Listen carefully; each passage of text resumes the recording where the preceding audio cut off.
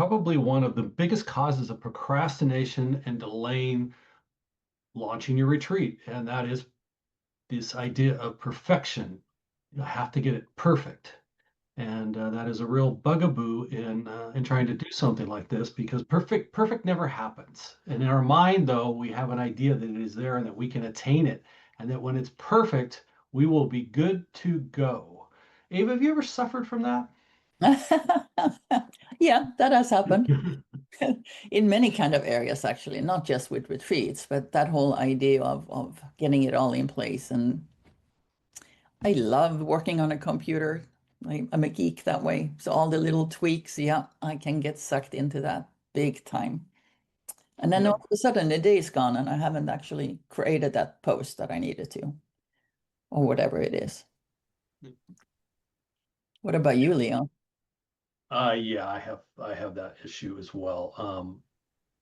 I can overthink the heck out of everything, and it'll basically keep me in my head, because I like to Yeah. figure things out, and of course there's nothing to, and then you take the action, and I finally make myself take the action and start with a draft, whether it's a retreat sales page or a promotional post or an email, and then it's like I'll think it to death first, and then nothing will ever happen. But then I get a draft, and then I can work on the draft, and then I chisel that, get it ready, and then chisel it again, and pretty soon I have something that's like, oh yeah, actually I really like this, and I'm good to go. And only because what happened, I got off the mark, as they say, took the action, had something actually start to be formed and created that I could then work with, and then I knew what to do. I could work on it from there. So yeah, it's something I've struggled with. I've gotten better at it the last few years actually because I had to. It was Yeah.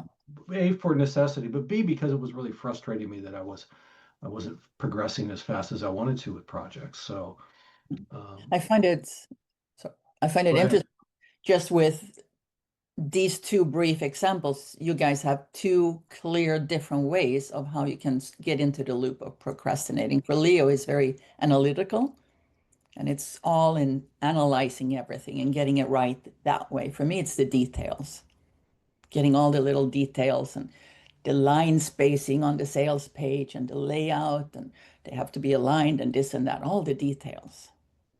They're very different approaches, but the result is the same. It delays actually getting something out there. So knowing yourself, being clear in what areas you get sucked into this endless black hole where you really never produce anything. Knowing yourself, what is it that triggers you to get into that loop? Super important to just Yeah. pay attention. And in retreats, it's pretty much a critical issue because everything with planning and launching a retreat has to do with timing. Okay. It really does have to do with timing because you have a long lead time from the time you announce your retreat to the time you're actually going on. It should probably be typically we'd recommend a minimum of 6 months because it's people have to plan to take the time out of their schedule. You need to have the time to market it, to get it in front of people, to give them a chance to make decisions.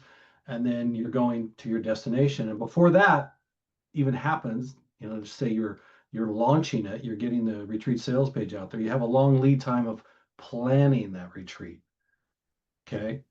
And you have to start making a commitment to where am I going to have this retreat? Where's the venue I'm going to put it at? Is it going to be the right venue? I have to figure out your pricing. Is the pricing correct?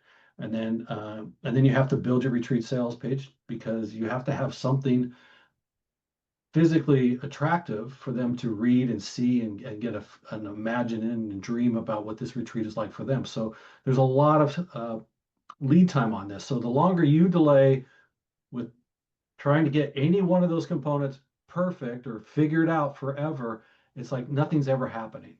And we see it all the time with our course members and the people who come to our Rock Your Sold Out retreat launches once a year. I mean, we hear about that over and over again. All the questions that they have because they're not sure about this and what's the best way to do that. And will my customers or clients or participants be happy going here?